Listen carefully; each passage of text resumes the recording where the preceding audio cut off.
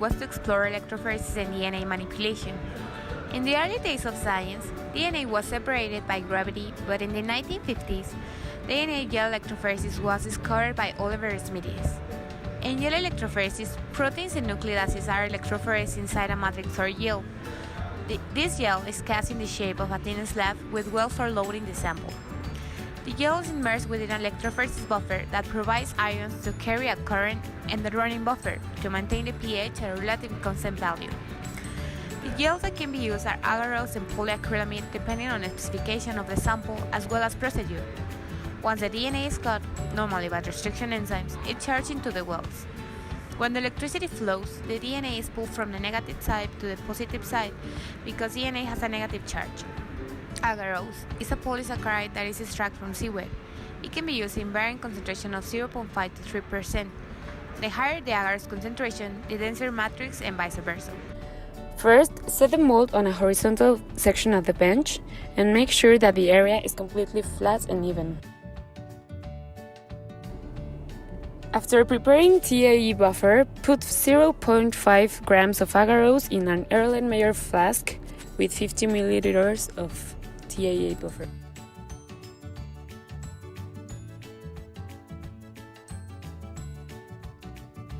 Heat the mixture in a microwave oven until the agarose dissolves. Do not allow the agarose to spill out.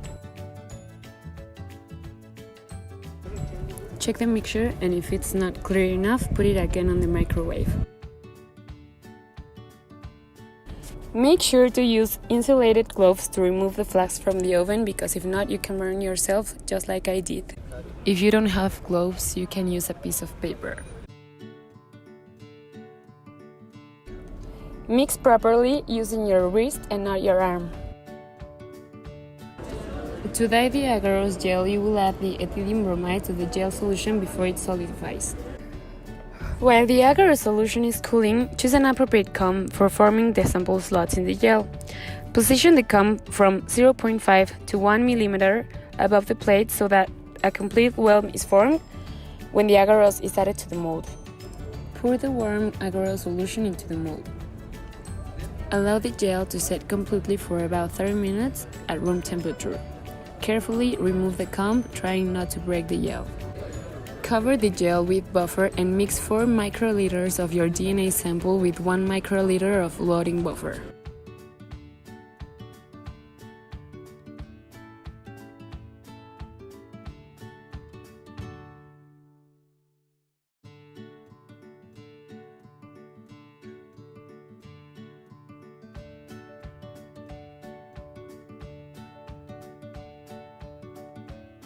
Slowly load the sample mixture into the wells of the submerged gel using a micropipette, glass capillary tube, or a Pasteur pipette per sample.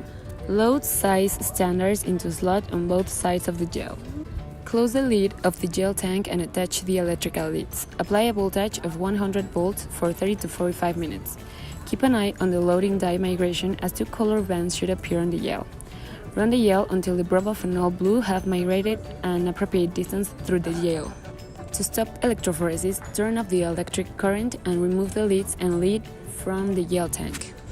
Visualize the gel using UV light in a transilluminator and capture the gel image on the digital camera equipped with an UV emission filter. Send the gel photograph to your email account.